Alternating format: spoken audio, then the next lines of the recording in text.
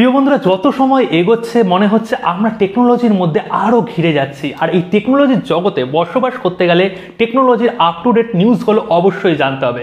আর আজকে আমাদের এই টেক নিউজে অনেক বিশেষ এমন নিউজ শেয়ার করব যেগুলো আপনাদের অবশ্যই জানা দরকার।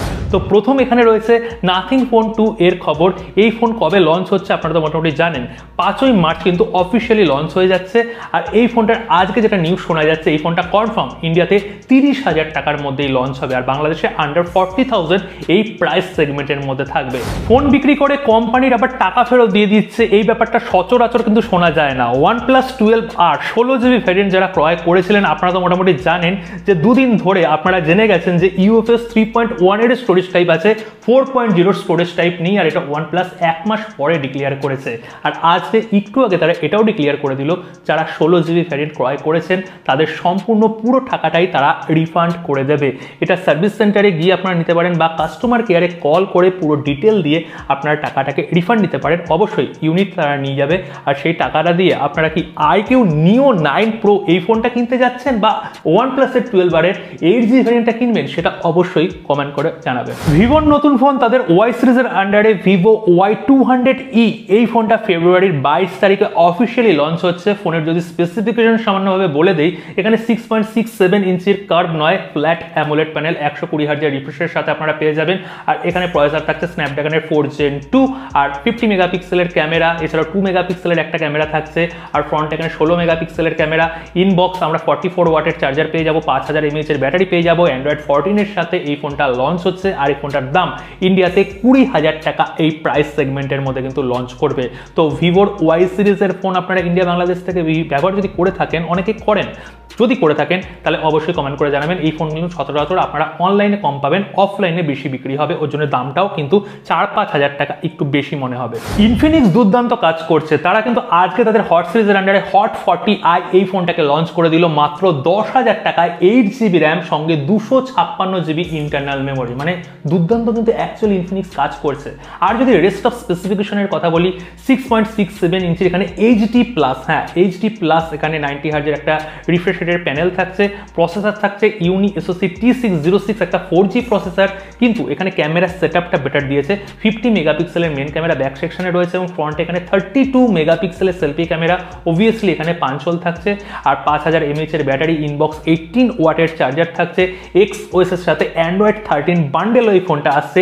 কিন্তু এই ফোনটা কারা কিনবেন? যাদের 5Gর কোনো দরকার নেই, ভালো স্টোরেজ দরকার, ভালো র্যাম দরকার, বিগার ডিসপ্লে দরকার, রিফ্রেশ রেট দরকার, তারা এই ফোনটার সাথে এগোতে পারবেন। 10,000 টাকার মধ্যে ঠিকঠাক বলতে পারবো, যদি এই ফোনটার দাম 8,000 8,500 টাকা হতো, স্টোরেজ ঠিকঠাক আছে, তাহলে এই ফোনটা আরো অ্যাগ্রেসিভ হতো, কেননা এর মধ্যে 5G অ্যাটলিস্ট কিন্তু কোম্পানি দেয়নি। এটা কিন্তু প্রধান ড্রব্যাক। বন্ধুরা, কিছুদিন আগে রিয়েলমি তাদের 12 সিরিজের আন্ডারে রিয়েলমি 12 Pro, Pro Plus এই দুটো ফোনকে লঞ্চ করেছে। এবার শোনা যাচ্ছে রিয়েলমি 12 Plus 5G এই ফোনটা খুব তাড়াতাড়ি আসতে চলেছে। এখনো অফিসিয়ালি কনফার্ম হয়নি যে কোন দিন লঞ্চ হবে, কিন্তু স্পেসিফিকেশন আমাদের হাতে চলে এসছে। দেখুন, এই ফোনটাতে আমরা 6.67 ইঞ্চির আমরা এখানে অ্যামোলেড প্যানেল পেয়ে যাবো, 120 হার্জের রিফ্রেশ রেট থাকবে। এছাড়াও ব্যাক সেকশনে 50 মেগাপিক্সেলের OIS ক্যামেরা থাকবে। রিয়েলমি কিন্তু প্রত্যেকটা ফোনের মধ্যে OIS পুশ করছে, এটা একটা প্রধান বিষয়, খুব ভালো কাজ করছে অ্যাকচুয়ালি।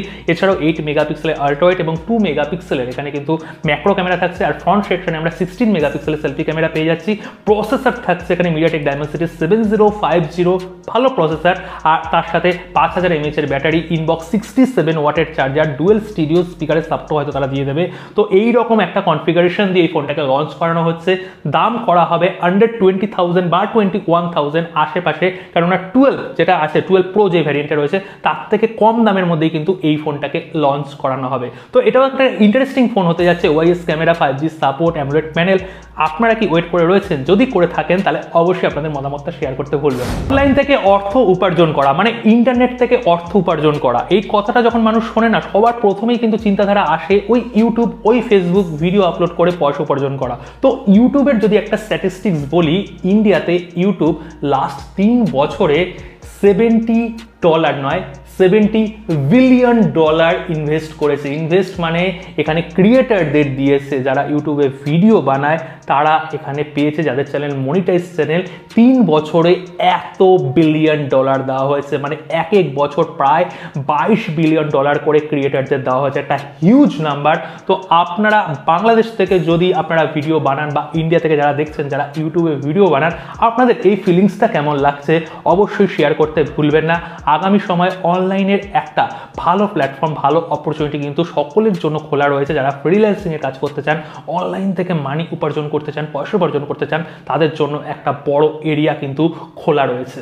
তো আজকে টেক নিউজে এতগুলো জিনিস আপনাদের সাথে শেয়ার করলাম, কোনটা আপনাদের বেস্ট লেগেছে শেয়ার করতে ভুলবেন না। কালকে অবশ্যই আপনাদের সাথে দেখা হবে। সকলে ভালো থাকবেন, সুস্থ থাকবেন।